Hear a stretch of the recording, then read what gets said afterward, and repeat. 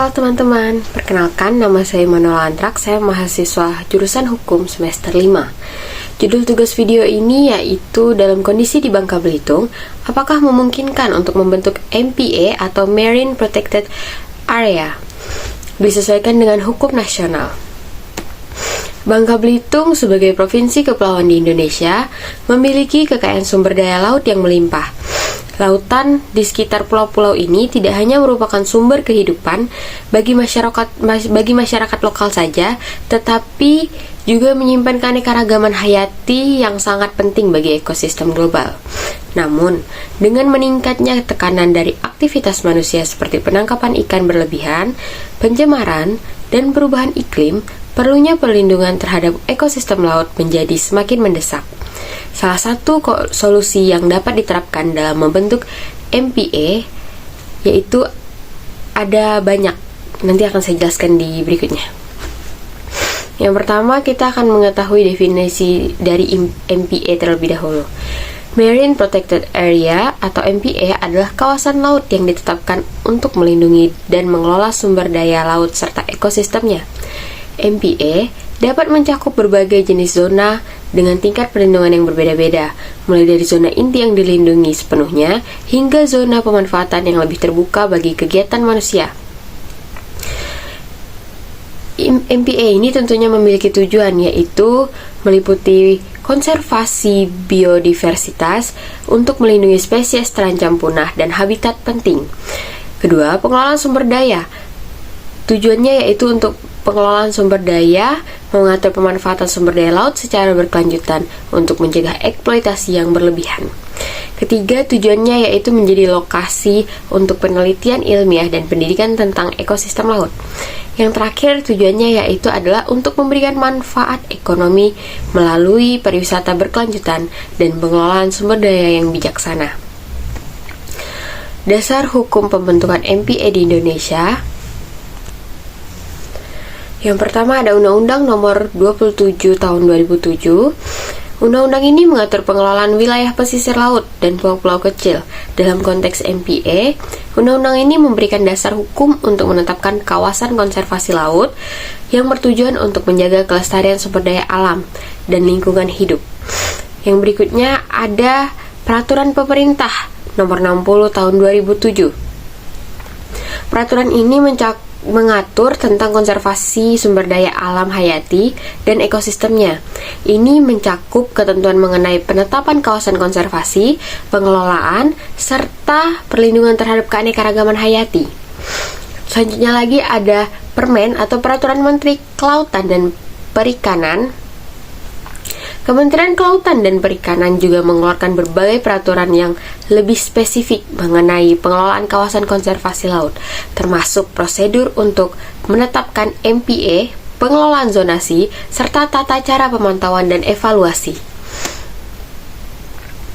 Terakhir ada Kebijakan Nasional tentang Konservasi Laut. Indonesia juga memiliki komitmen internasional terkait perlindungan laut melalui berbagai perjanjian internasional seperti Convention of Biological Diversity atau CBD dan Sustainable Development Goals SDGs, khususnya tujuan terkait perlindungan ekosistem laut. Proses pembentukan MPA. Yang pertama, identifikasi kawasan potensial. Proses pembentukan MPA dimulai dengan identifikasi kawasan yang memiliki nilai konservasi tinggi. Ini melibatkan studi ilmiah untuk memahami keanekaragaman hayati, ekosistem, serta potensi ancaman terhadap kawasan tersebut. Yang harus dilakukan pertama yaitu penelitian dilakukan untuk mengidentifikasi spesies penting dan habitat kritis.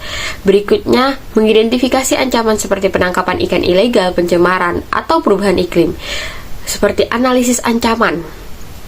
Nah, selanjutnya ada keterlibatan stakeholder. Stakeholder yang perlu dilibatkan antara lain yaitu masyarakat lokal, nelayan tradisional, dan komunitas pesisir harus dilibatkan dalam perencanaan agar kepentingan mereka diperhatikan. Kedua, pemerintah daerah.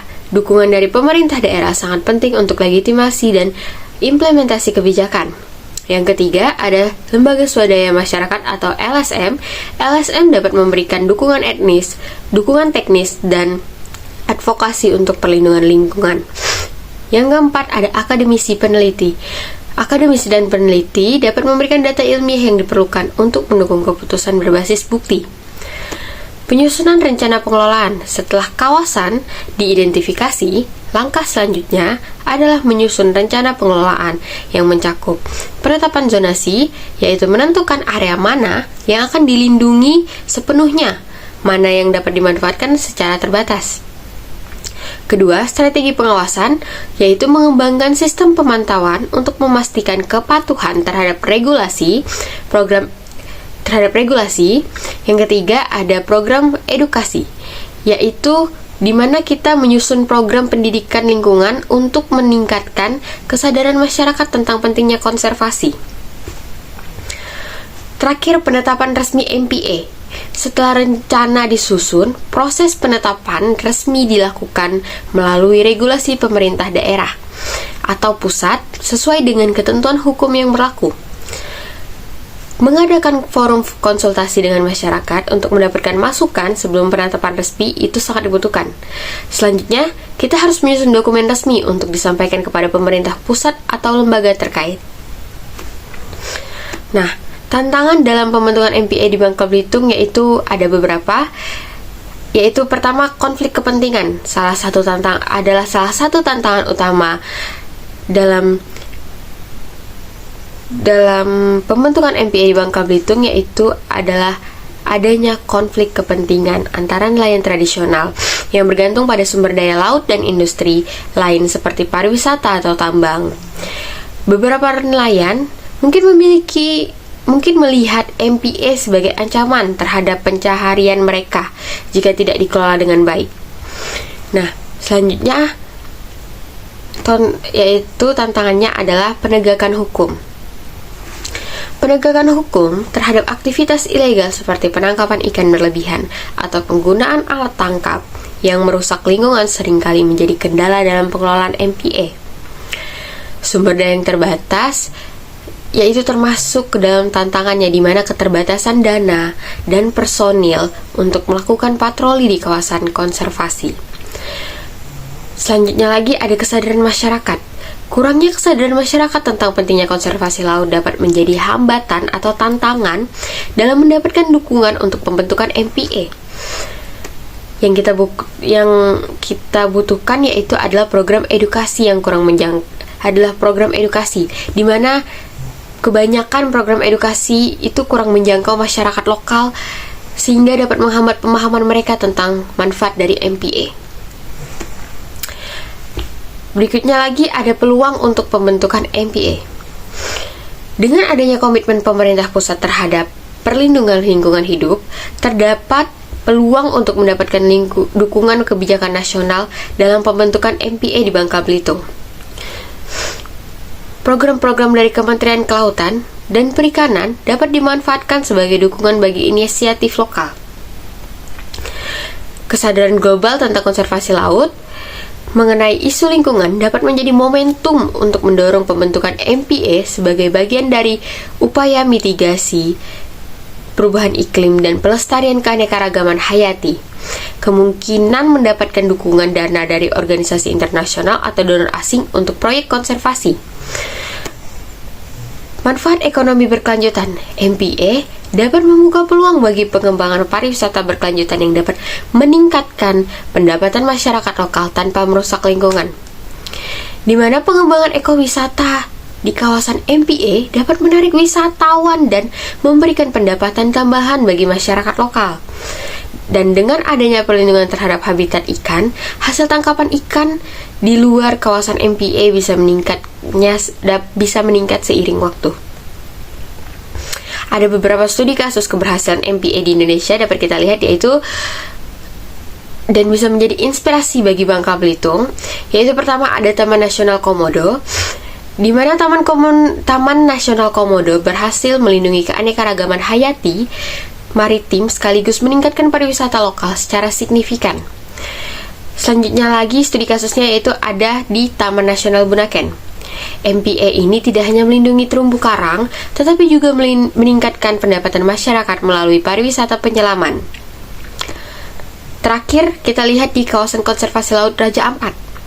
Raja Ampat telah menjadi model sukses dalam pengelolaan kawasan konservasi laut dengan kolaborasi antara pemerintah daerah, LSM, dan masyarakat lokal.